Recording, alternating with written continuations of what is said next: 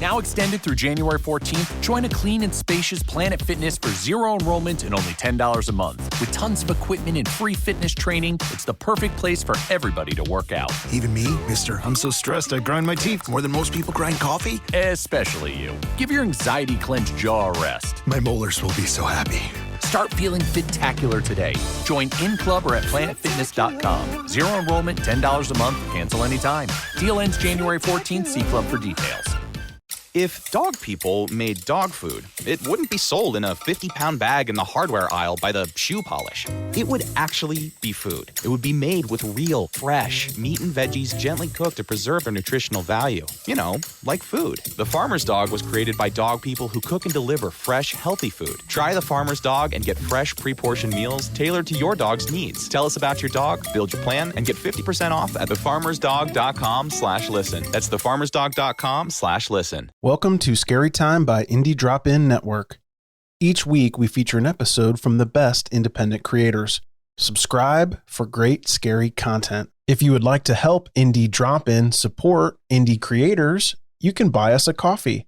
Just go to buymeacoffee.com/indie drop-in or click the link in the show notes below. Today's episode is from Hidden in the Shadows. In this episode of Hidden in the Shadows, they deep dive into some of the most haunted and weirdest stories based out of Mexico.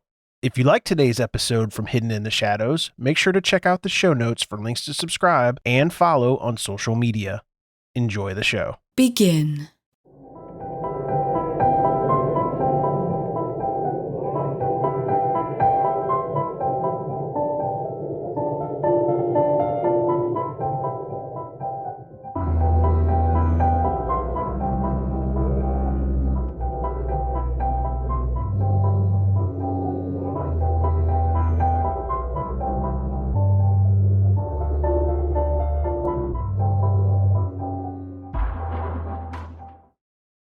Welcome to the podcast. We talk about all the things that are hidden in the shadows. This is Isaac. This is Megan. And I almost forgot to do the intro. Oh my gosh. I was like, wait, what do I say? Oh, okay. His brain is somewhere else today. Anyway. So I was adding haunted updates to me. So I was fighting apparently some dark entities that are trying to get to our home. Yeah. No, there's just the same old kind of thing. Like there's just stuff. Oh, I did have I feel like a level up. Dun, dun, dun, dun, dun. Yeah, I think I hit that threshold. For anybody that doesn't like that's like awakening, kind of going to spirituality, or abilities. There's like a threshold you pass. Ooh, sorry, I don't know what that. Get on me about burping. No, I was not a burp. I don't even know what that was. That was like my stomach saying "help me" or something. I don't know. Anyways, but there's like a threshold, I feel like, where you don't have as much fear as before. And I think I kind of hit that. Plus, I kind of made some waves in a sense with my dreams, basically connecting my higher self to my conscious mind. And yeah, not really like a haunted update, but like I feel like I leveled up. So I don't know. Yeah.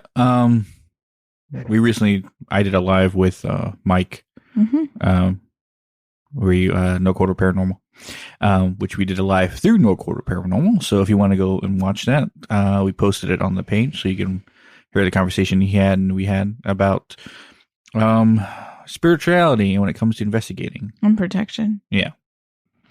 But today we go to my homeland. We go to haunted Mexico. Yeah. Yeah. Yes. Which they have some pretty interesting. I don't know if it's like because the history is like rich down there. Like you have the Aztec stuff. Now we kind of had an episode previously where we kind of talked about ghost stories from Mexico and stuff like that. Yeah, lores and legends. Yeah. So this is kind of mostly is cryptoid kind of where we were going at too. Yeah. Yeah, I would say so. And obviously La Llorona. Yeah. That was like a main focal point. Well, funny enough, a point that I didn't make last time, that a realization came to me later when I was going through stuff about this and thinking about my heritage and thinking about, I guess, me growing up a kid. And something I didn't realize until after someone said it is that if you tell a ghost story to Mexicans, right? Well, let's say older ones. When I was a kid, it was probably more likely, but anyone my age and older, they're most likely believe what you're saying. Like, Yeah. oh yeah, I believe it. Like sometimes they even have parts of the house where they don't go to because they think a ghost is there and stuff like that. Wow. I didn't know that.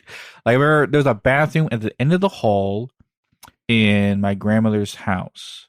Now, if you remember when we I were think I there, know exactly where. that hall at the end of the hall, right? I was scared shitless to go down there. Really? I don't know because it was dark or anything like that, but well, No, I know which one you're talking about. yeah. When I was an adult, I mean, I use it now and then, but I was a kid, I was afraid to go in there. Well, I found out I was reading an article because, like, I tend to like read random things and watch random TikTok videos and whatever. And I was watching. You're right there.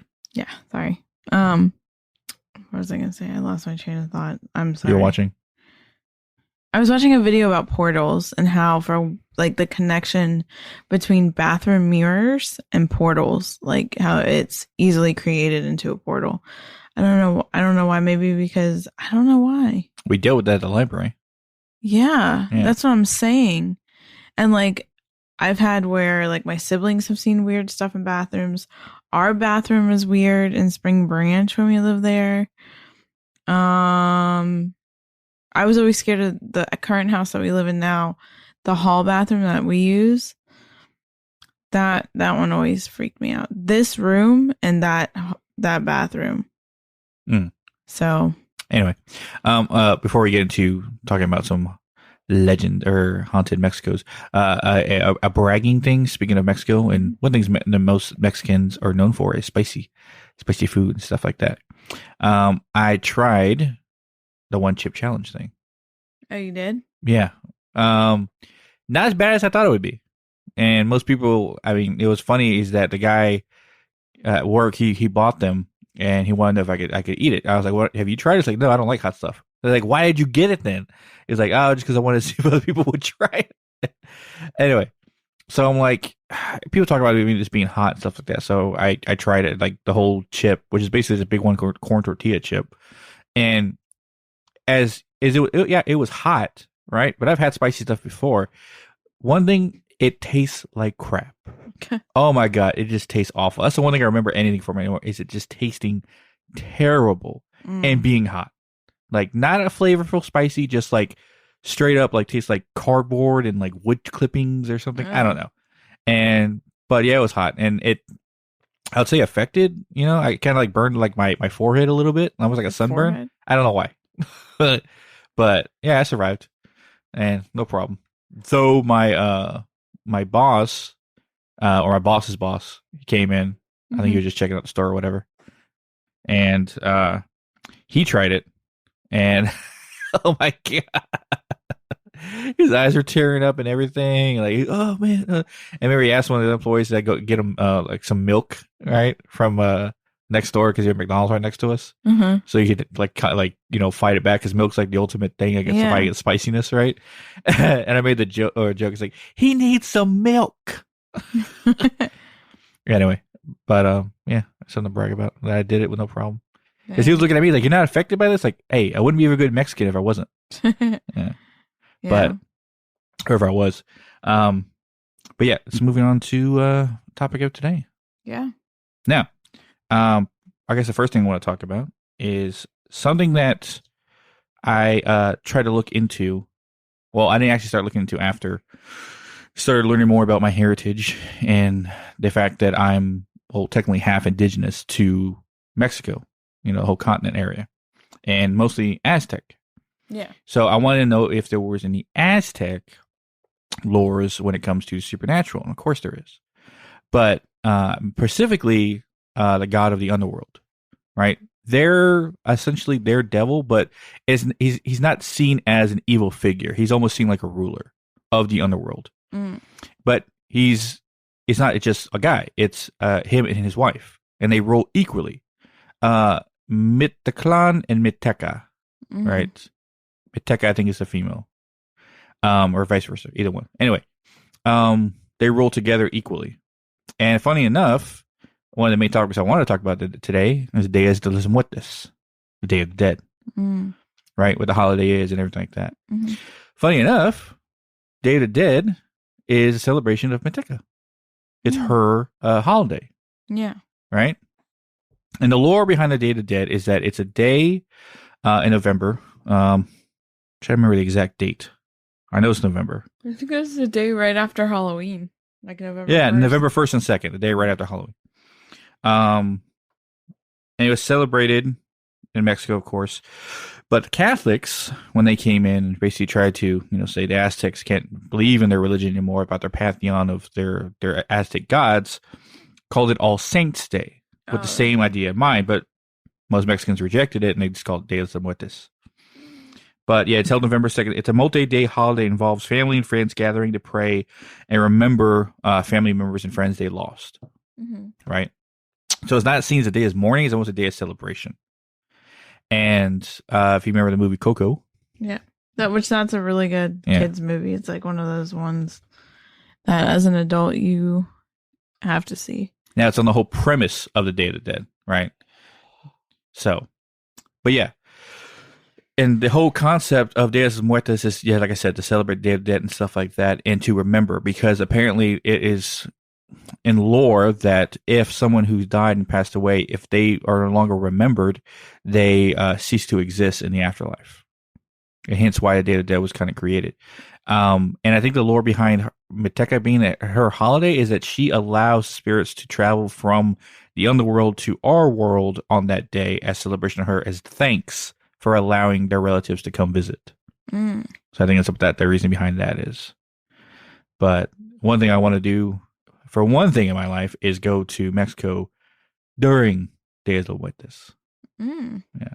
I mean, there's small celebrations in San Antonio and Texas and stuff like that, and other, heavy Hispanic populated areas. But in Mexico, that's like the top thing. Like you saw a brief of it in, James Bond? I think it was Spectre. Yeah. Or the opening scene where he's in Mexico at the time during Dia de los Muertos, and you see how big like the parades are and everything like that. It's really cool. But yeah. Yeah. I don't know if you want to go. Yeah.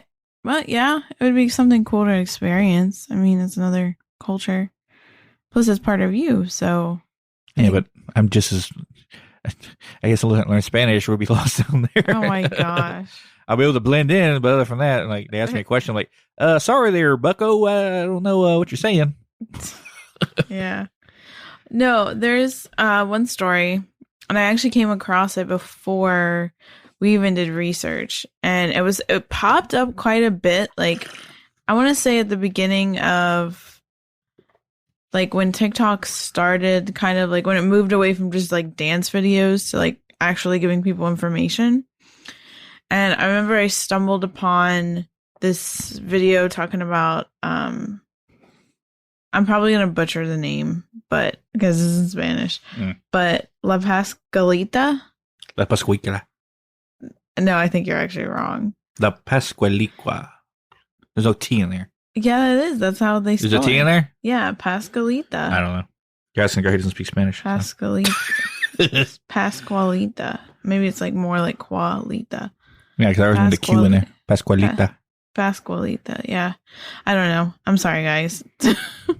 But I don't know what it is about humans mixed with mannequins freak me the F out. Like, or human looking mannequins. You know, like how like clowns freak certain people out, like really freak them out.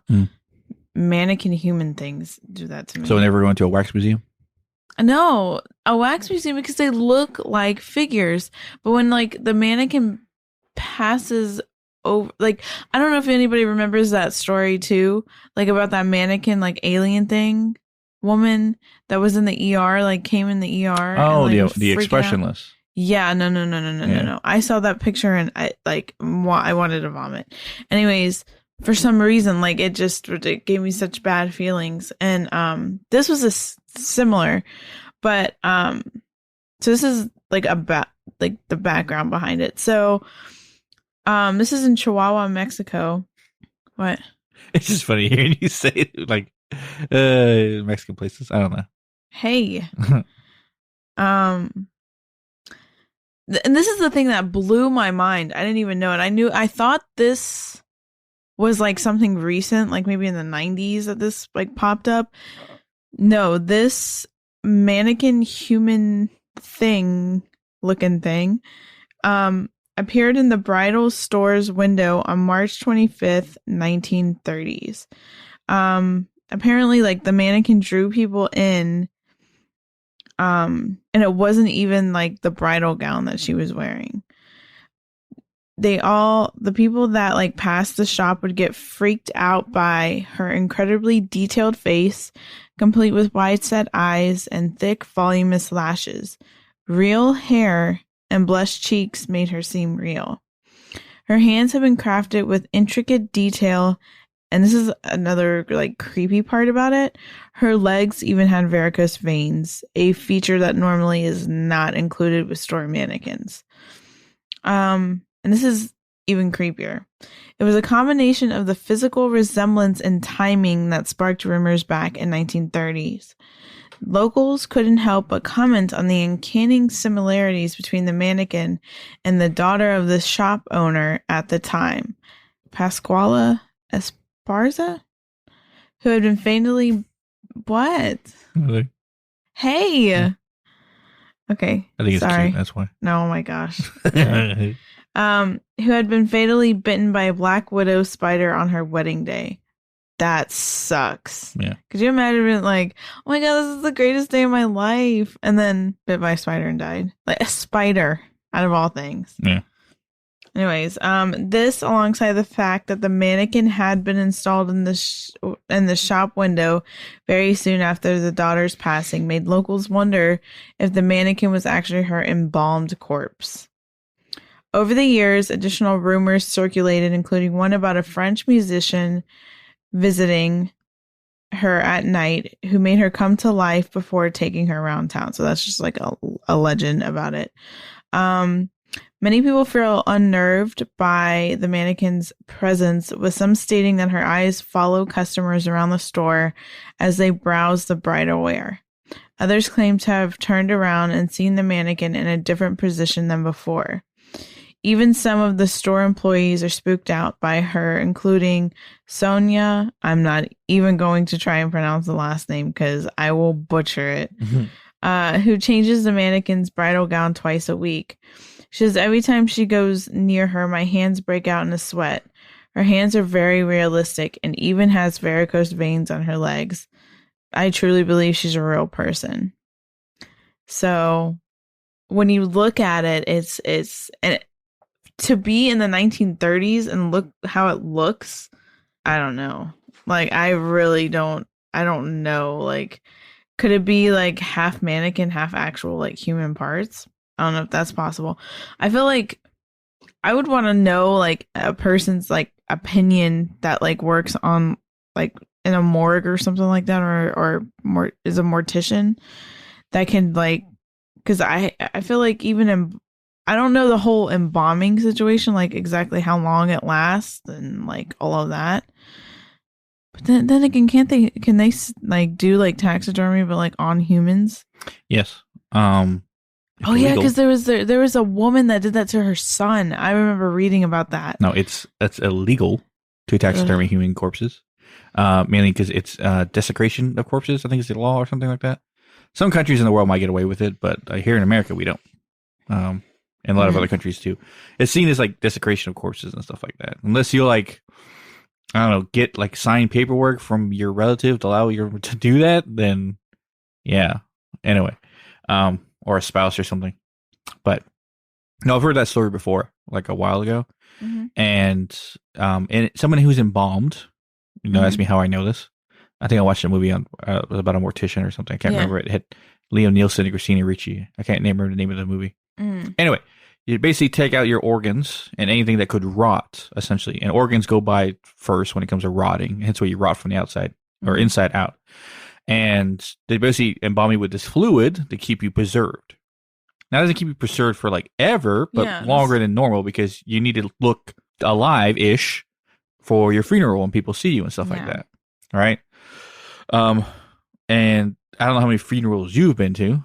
Have you? Actually, I've been to one. And it wasn't like anybody close to me. It was I went with my aunt to someone she worked with and was close with. Her baby died like she had been born, and it was like maybe 2 or 3 months, and she died. And we went there. That was weird. I remember. Yeah, it was weird because it was an open casket. That's not. Oh, I know. I've been to. Well, I mean, I had a couple of funerals, but only 2 that I ever got close to the casket, like enough to see the person inside. It was my grandfather and my friend David, and it's strange is what the morticians do to keep people looking alive, because it literally looks like he's asleep. Like if I could poke him, he'll wake up. An expressionless face, right? Mm-hmm. Granted, if you touched him, it's cold. Like there's no heat from him. Which I felt weird because like I wanted like to grab my grandfather's hand, but I was just like, I don't want to. Mm-hmm. And with David, I passed by, and I walked past the coffin. I said, I'll see you again, brother, and that was it. But I was 16. And then my grandfather, I was like 20 something. I don't know. Anyway, but that's my most memory when it comes to that. So in a case like that, when it comes to like embalming to keep them alive, I mean, should be pale, which they described her as being pale. But to keep her alive that long, or keep her preserved looking that long, if it's a real person, he would literally have to change the embalming fluid consistently to try to keep the organs alive, or put some other kind of chemical to keep the skin looking the same. But that's what I was thinking. I don't know what kind of stuff is out there, because I've never done like research on it. But like, if it's like half mannequin, half human, like some of the that's like the urban legend behind it, is that it's really her, and he does some kind of thing to keep her alive, whether a curse or some kind of like witchcraft or something, because he wasn't unwilling to let his daughter go, right? And that's why he always has her in wedding dresses, how she was last time he saw her. Ugh. Right. Fun fact about like people, like dead people though. I took a lot of criminal classes in high school, and I took a forensic science, and I also took like criminal justice.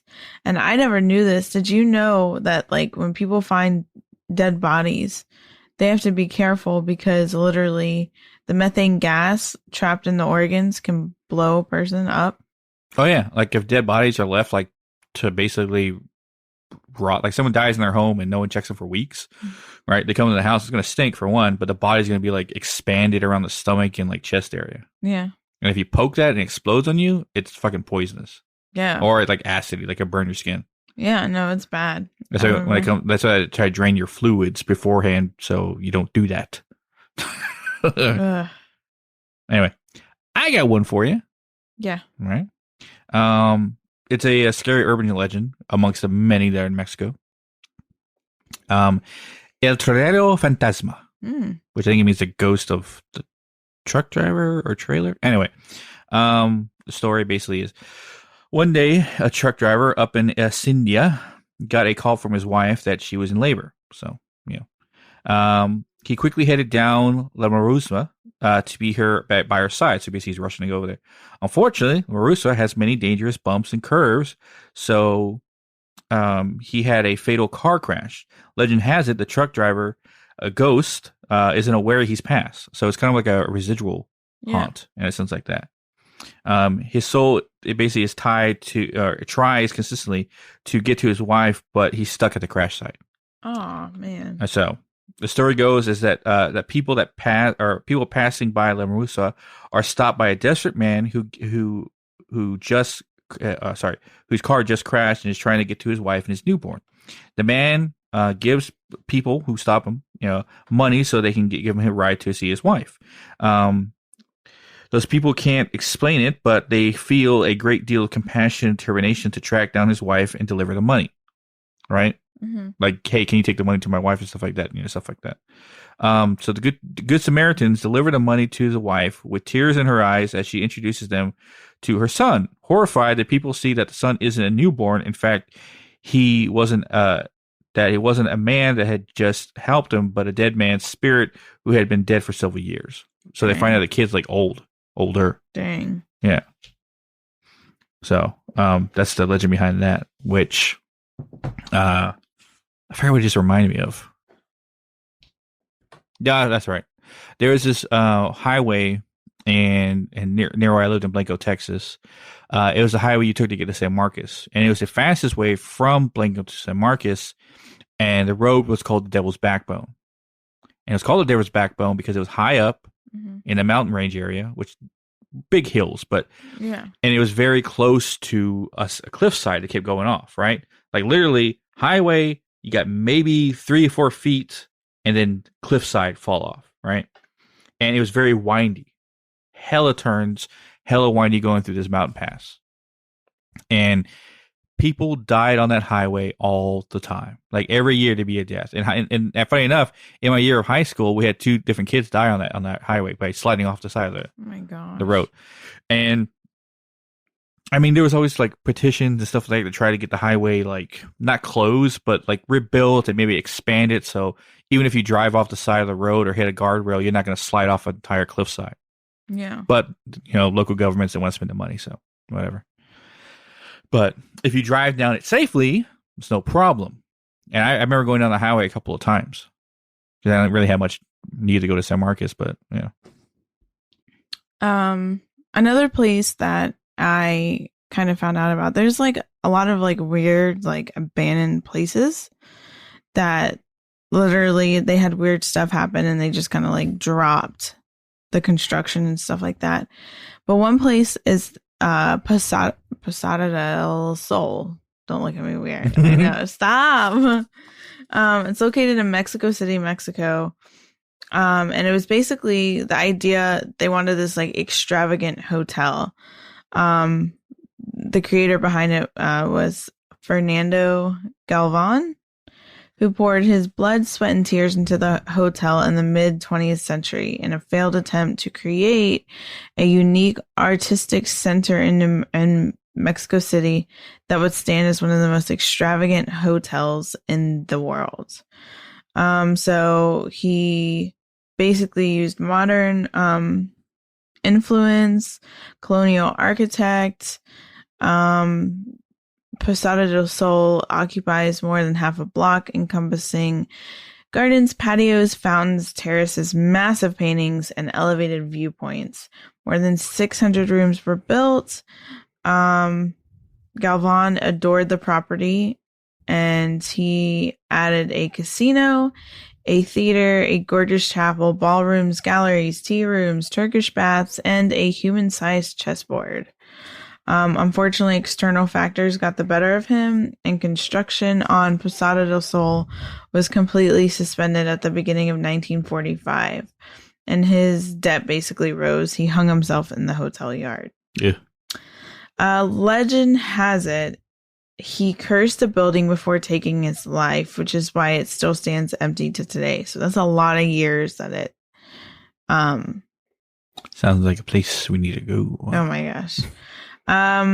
One explanation for basically the hotel's demise was that Galvan went insane and murdered his family just before opening the cultural center. Others believe that Galvan got into deep water. Oh my gosh. Deep water. Wait till you hear this. Deep water with Freemasons. And that the project was all a what kind of word is that? Basically a place to perform satanic rituals. Sorry. I've never seen a word like that. Was a weird, like they even have weird like punctuation around it.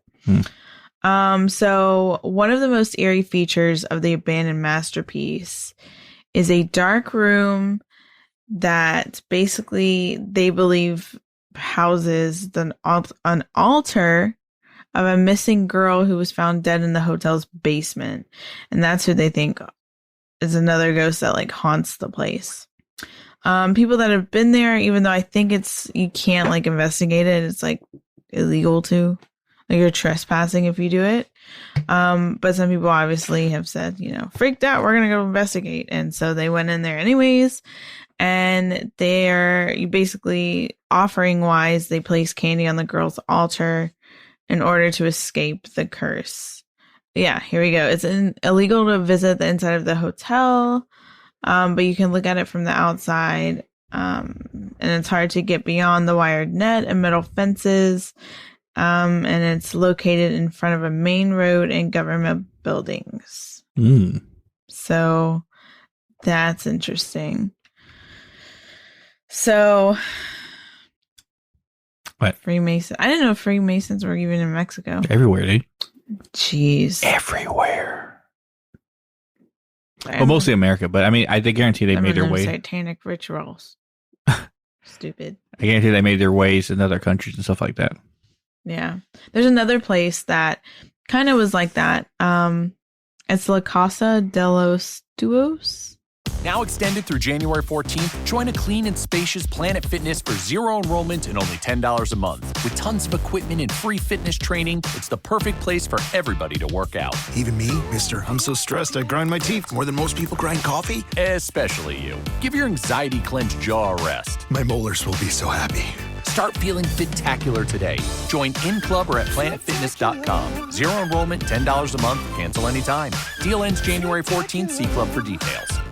Now extended through January 14th, join a clean and spacious Planet Fitness for zero enrollment and only $10 a month. With tons of equipment and free fitness training, it's the perfect place for everybody to work out. Even me, mister. I'm so stressed I grind my teeth more than most people grind coffee. Especially you. Give your anxiety-clenched jaw a rest. My molars will be so happy.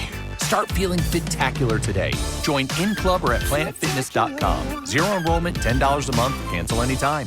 Deal ends January 14th. See club for details.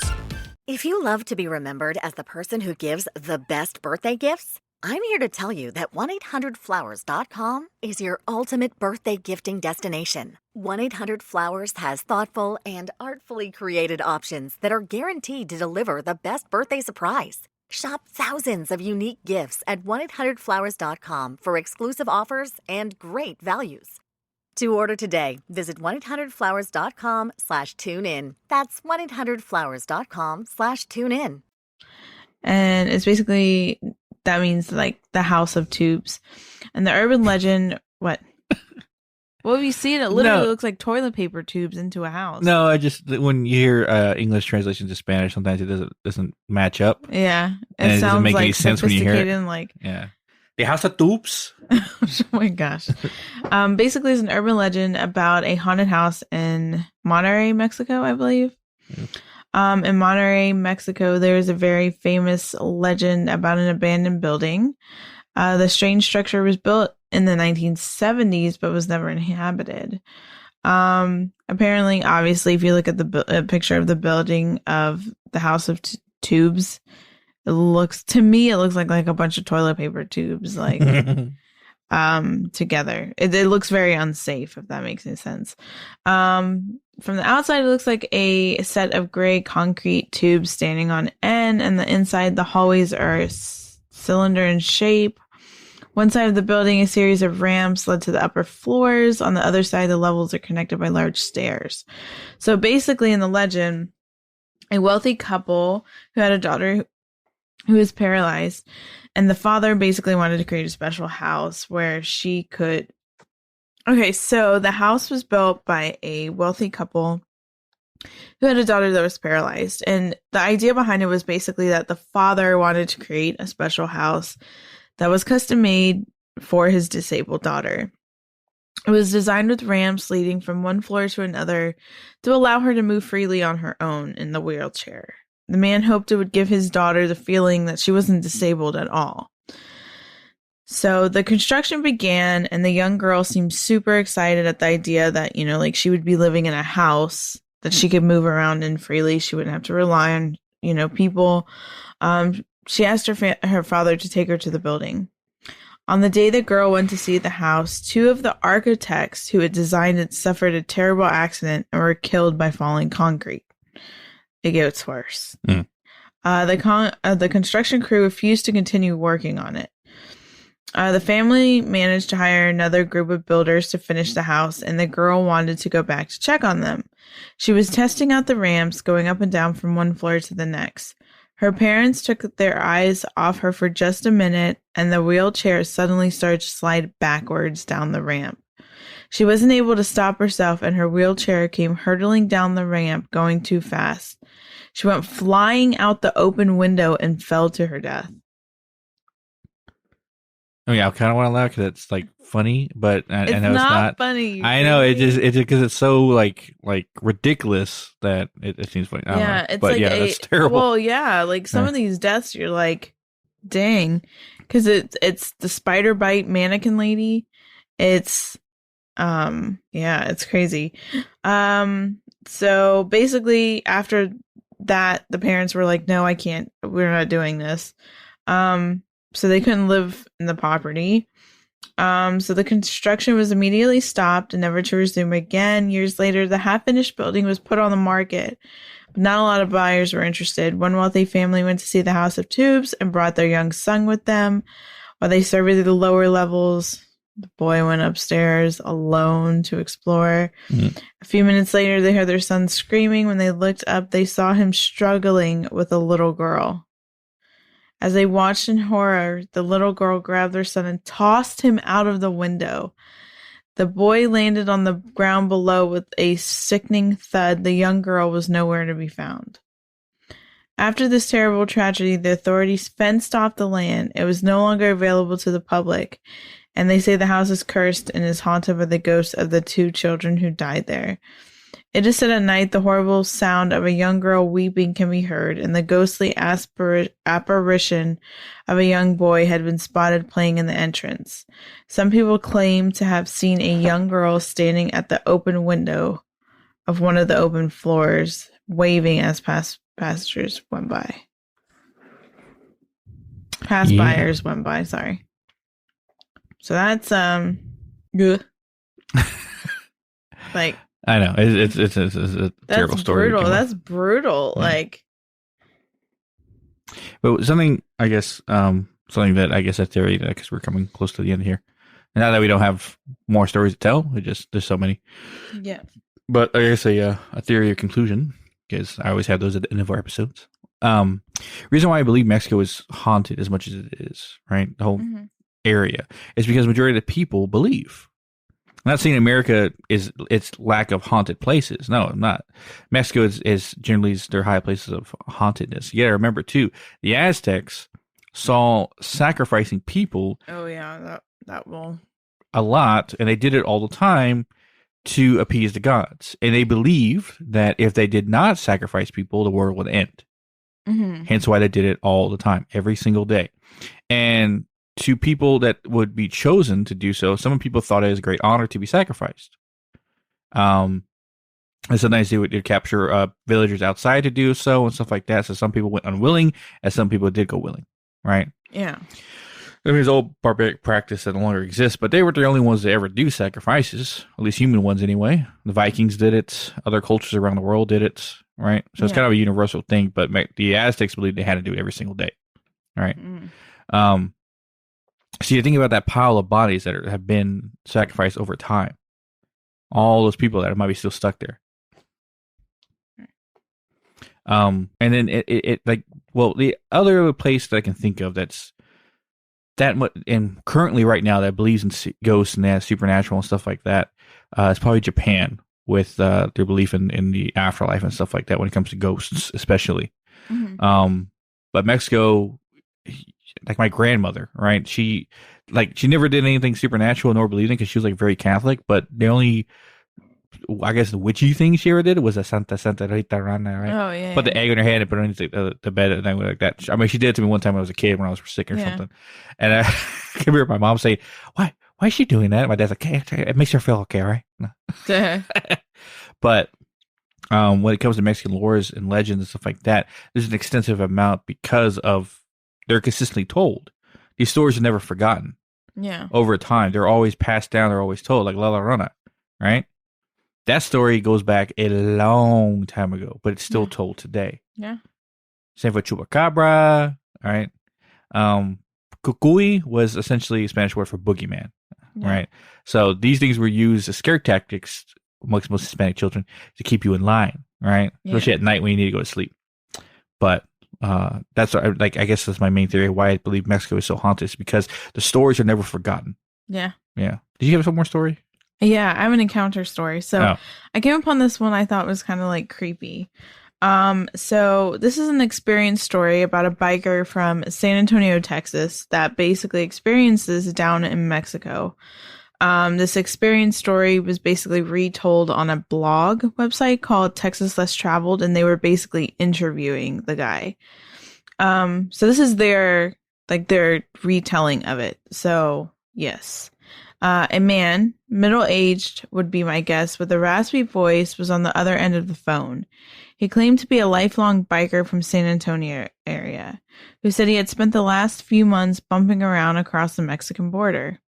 He wanted to know if I had planned to republish a story that appeared in last year's parade about road gremlins. Probably not, I explained. I might use it again in the future. Did you want a copy of the article? I assumed that was the purpose of his call. No, came the response from the raspy voice. You might like to hear this little story.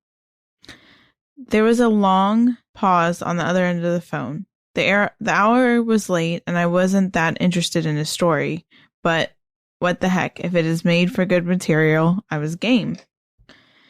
All right, let's hear it. Mildly interested, I reluctantly agreed that there was another pause. I'm not a nutcase, you know, he sounded sincere, but I spent that last several weeks shaking off a divorce. I spent some time in Mexico a number of years back, but I never taken the hog on a Mexican road trip, he said. For anybody that doesn't know, that the hog is like the bike. No, because before I know that's this is a weird say. Yeah. Wait, let's go take the hog out. Like, it's weird saying. Okay, the biker, who chose not to reveal his identity, said he headed towards Cabo, where he knew a couple of people in parentheses and exclamation points. So I wonder what that meant. Anyways, but wanted to take the long road there. He said he wanted to skirt Mexico City because of the traffic, but had always wanted to see the Aztec ruins north of the big city, a place he called, I don't even know what that is. Tiot? Teclacan? I don't know if this guy was... I don't know. Yeah. I knew the place. In fact, I had been there. I could understand why he would want to visit. It's rather magical. Once the epicenter of the Toltec civilization and later the Aztecs.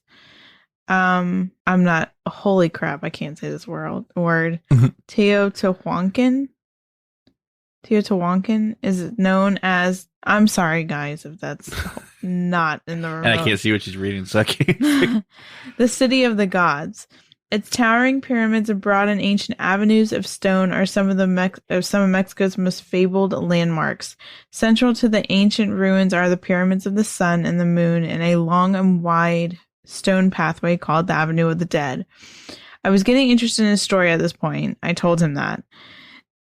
Then if you've been there, you know the place is kind of creepy, and I recommend you don't go there at night, he offered. I prepared myself for what was to come. This place is a national historic park, and there's no access at night except for special tours held on special holidays. But Harley, who that's the name I gave the caller because I never got his real name, said he had arrived a short time before sunset. He said it cost me $20 and I was told I had less than an hour before the gates closed.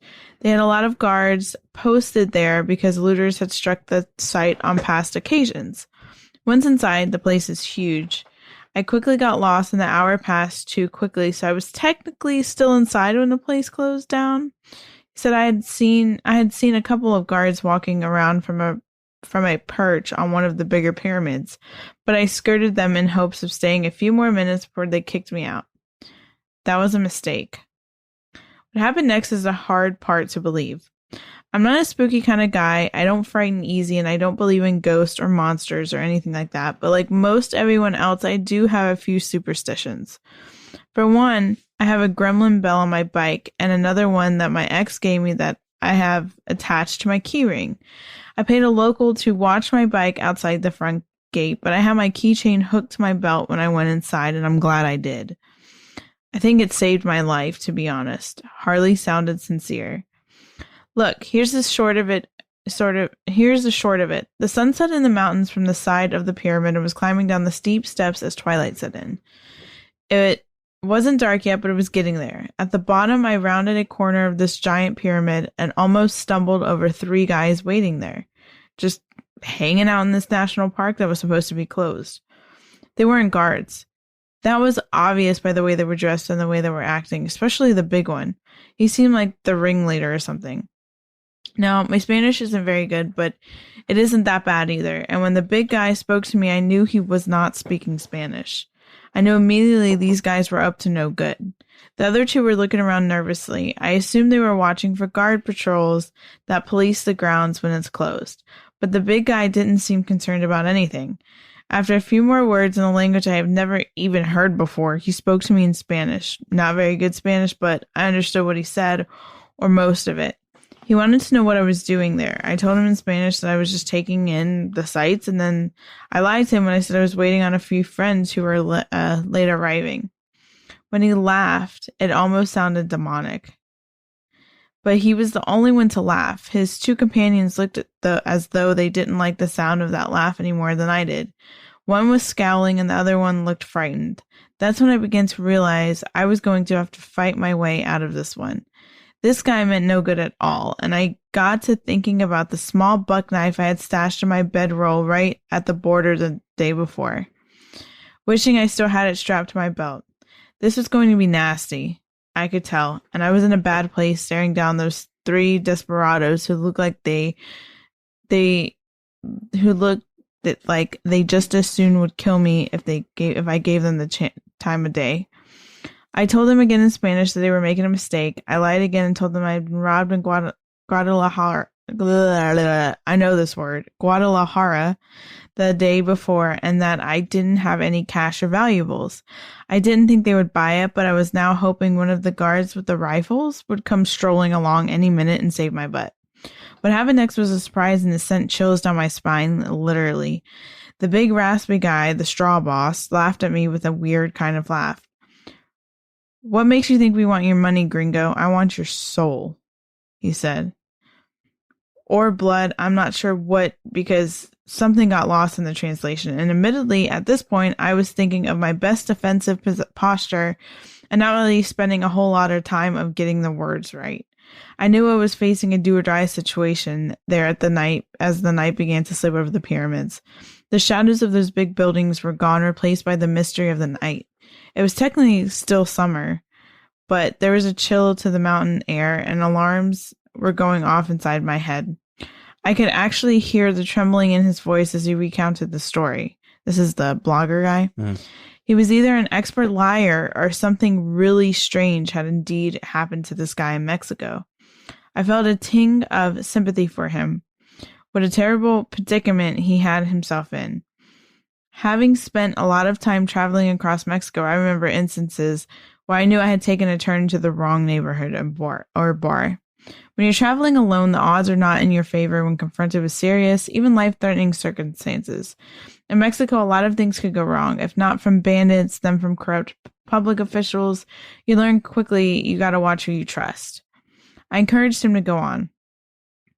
It was like a nightmare that had come true. Funny enough, all I could think about was my ride. What would happen to my Harley if I was killed here in the mountains of central Mexico? Would anyone ever know the truth? Would justice ever be served? When you get backed up to a wall like that, a million thoughts race into your head. I thought about my family and friends. I thought about becoming one of those statistics you hear about when another American just up and disappears, never to be heard from again. To be honest, those thoughts made me angry. They made me desperate. My mind raced with how I was going to protect myself from these three. The only thing I had on me that was sharp and could be used as a weapon were my keys. I doubted that would help, but it was all I had. It gave me an idea, as desperate as it may seem. I got very bold at that point and said something to the effect that we're messing with the wrong person. I told them my father had been powerful priest of a very dark religion, and he had given me the power to banish evil and to steal their power and banish them to hell. Which, what makes you say that? Like, are these things human, or anyways, I laugh about it now that I think back on it, but when you're desperate, you say anything that comes to your mind to buy a little time. I was still hopeful the guards might be nearby and could hear me yelling, because now I was screaming at these guys, trying to appear fierce and dangerous, but the big guy just kept laughing. That's when I reached down and unhooked the keychain from my belt loop. I assumed a fighting position and grabbed the first couple of keys I could feel to use them like brass knuckles. But the little gremlin bell I carried with me hung down from the keychain and rang ever so quietly in the mountain air. The rest is history, dude. The big guy looked at the ringing bell and something came over his face. He looked confused, then angry. He snarled and turned his head like the sight of the bell really bothered him. And the other two, they bolted into a run. Like, seriously. The big guy backed up to the pyramid steps and yelled at me, "Next time, you won't be so lucky." A few after story details, but for the most part, that concluded the phone call from Harley. I have no idea whether his story was real or not, but if nothing else, the call made me wonder if carrying a gremlin belt might not be such a bad idea after all. You never know when a talisman, imaginary or not, might just come in handy. What the hell is a gremlin bell? I don't know, but I thought that was an interesting. I've heard of bells being used to entrap or even like cause dark entities pain and stuff like that, but never like a little bell or gremlin bell would ward off something like that. And then, what the hell were those things? Oh shoot! What? Okay, so I just looked it up.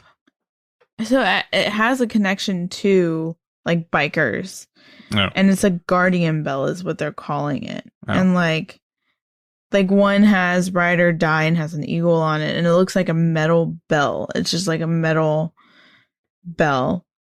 So reading off the internet. Yep. So basically it started as like it says the gremlin bell is a gesture of kindness to a rider from someone who cares about them. So it could be transferred to another biker, but let me see. Oh wow, they carry a motor. Okay. The gremlin bell is a way to ward off spirits. It is said to work by capturing them in the hollow of the bell and infuriating them with the constant ringing until they release their hold and break free. Wow. So it's to protect bikers from entities. So you hear gremlin bell, but it's not an actual like gremlin, like what you think. Like, I was thinking like these guys were getting ready to turn into like creatures of some sort. Yeah, I went off the fly there. I didn't read that story before. I was like, I don't know. I started reading it a little bit, and then I was like, I don't know. This sounds pretty interesting. I'm gonna put this in there. Some of them have like some of these bells, like it's specific to you. Like there's one that has like a guardian wolf head on it. There's some Celtic stuff. One with Celtic stuff. There's Nordic type bells that have like bells. Sounds like I need to add a weapon to my repertoire. It's interesting. Yeah. Anywho. Yeah, so that's dang.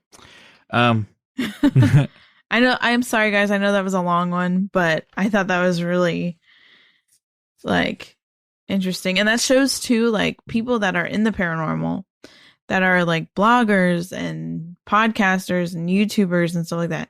When people send you in encounter stories, you never know what you're gonna get. Like I've had some people that have told me stories, and I'm like, oh, what the hell?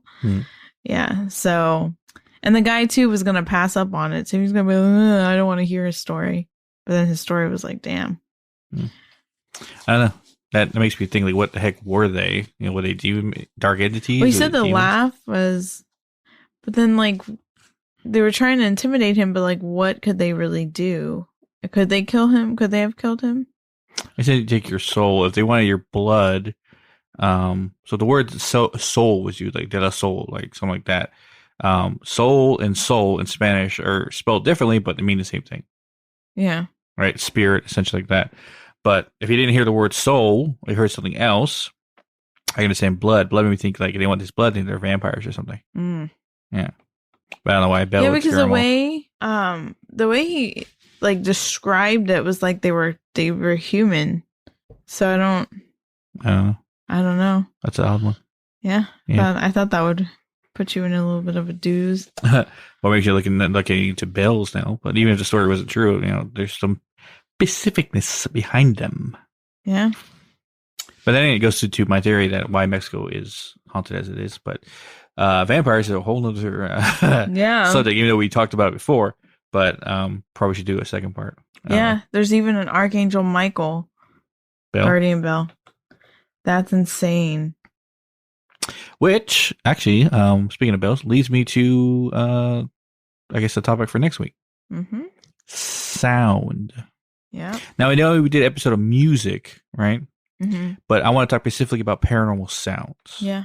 Also involving hertz, frequencies, binaural beats, and stuff like that, and how certain specific sounds can trigger someone into a trance, help people through meditation, or even specific sounds out there in the world that we don't even know about. Like, I forgot the name of the sound, but it's a sound that predators release through roars or noises that they make through their vocal cords. It's I would say infrasound. I think it's what's called infrasound. That predatory creatures release to basically paralyze their prey with fear. Like it sends automatic shock in you. I want to talk about that and how there's one theory behind a famous cryptoid involving that. Well, I think too, psychics in general have a lot to do with sound, like the ringing in the ear. Yeah. The I'm trying to think if I hear any specific. You also talk about, auto clairvoyant. Yeah. Yeah. So I could get you a lot on of that, subjects about sound. Looking forward to this week. Yeah, and I can also talk about too, like hearing things before certain things happen. Yeah. Like I'll give you a teaser. I had a image of a girl that came yesterday. She was not like a girl. Like this was something disguising itself, like approaching me as that. And right before I started hearing a music box go off, and I kept hearing it and kept hearing it and kept hearing it. And then I was like, okay, like, who are you? What is this? Right. And that's when like the visions started coming, which I'll go more in depth in the next episode. But also I think too, there's also angelic tones. Like, I think I remember reading something where, like, if you hear a flute or harp, that's connected to, like, angelicness. All right. And angels in a sense. What's our big announcement for this week? Roundtable? Yeah. Yeah, Roundtable is coming out Friday, October 1st. It's going to be on YouTube first because we don't want to, like, overpower you guys with content because this one's going to come out Wednesday. Another weekly episode on sound is going to come out Friday. So on October 1st, you're listening to this episode on Wednesday. Yes. Sorry. Weird.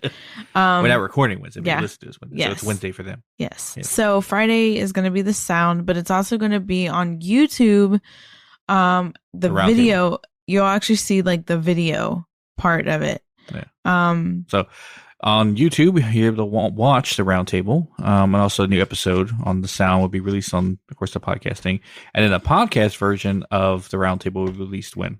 That Monday, next Monday, the following Monday. So I think it's the 3rd. Yeah. So yeah, that following Monday. So that's what we're gonna do for the remaining roundtables.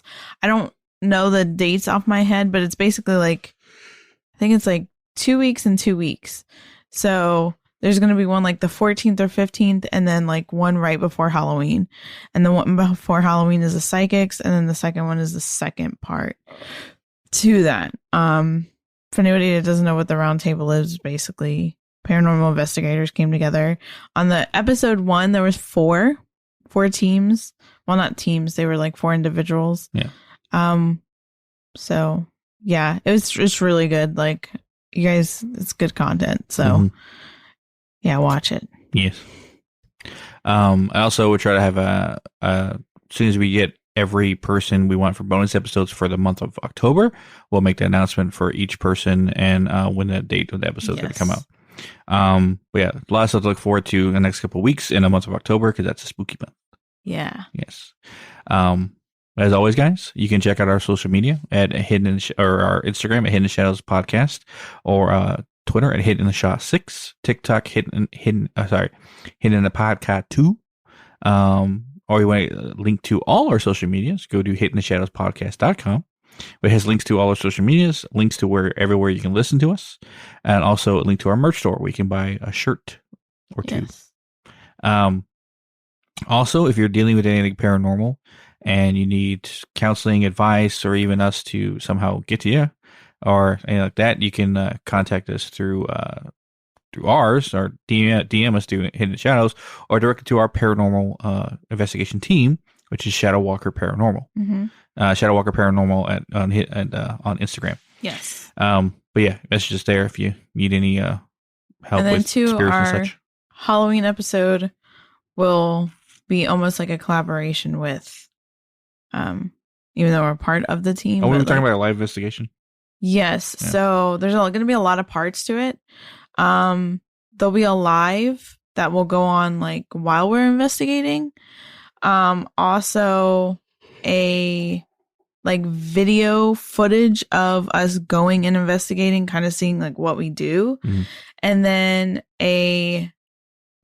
an actual like Halloween episode where we sit down with the rest of the team and we go over the evidence and like how we felt and all of that stuff. And we'll even share some EVPs in the actual episode.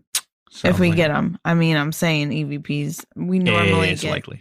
Yeah, we normally get them. Not to brag, but for some reason, when you get a lot of psychics together in an investigation, there's the EVPs and paranormal activity is heightened. Yeah, so we'll add those in and stuff. So lots of stuff to look forward to, guys. Yeah.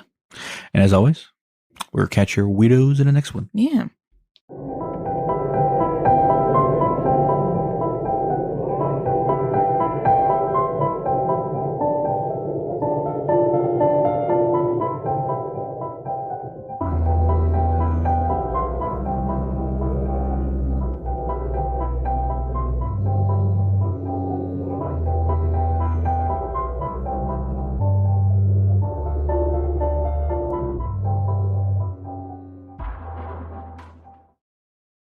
Thanks again for listening to Scary Time by Indie Drop-In Network. Check out all of Indie Drop-In shows at indiedropin.com. If you would like your show featured, reach out to us at Indie Drop-In on all social media or go to indiedropin.com. Now extended through January 14th, join a clean and spacious Planet Fitness for zero enrollment and only $10 a month. With tons of equipment and free fitness training, it's the perfect place for everybody to work out. Even me, mister. I'm so stressed I grind my teeth more than most people grind coffee. Especially you. Give your anxiety-clenched jaw a rest. My molars will be so happy. Start feeling fit-tacular today. Join in club or at planetfitness.com. Zero enrollment, $10 a month, cancel anytime. Deal ends January 14th. See club for details. Satva Customer Service, how may I help you? Hi, is it true that Satva delivers to any room in the house? Correct. Really? Even to a treehouse with spiral stairs? Yep. Or an underground man cave? Yep. What about a research library hidden behind a painting that can only be accessed with facial recognition? Satva's free white glove delivery, setup, and old mattress removal works for all rooms. Impressive. Get $200 off your purchase of $1,000 or more at satva.com/200.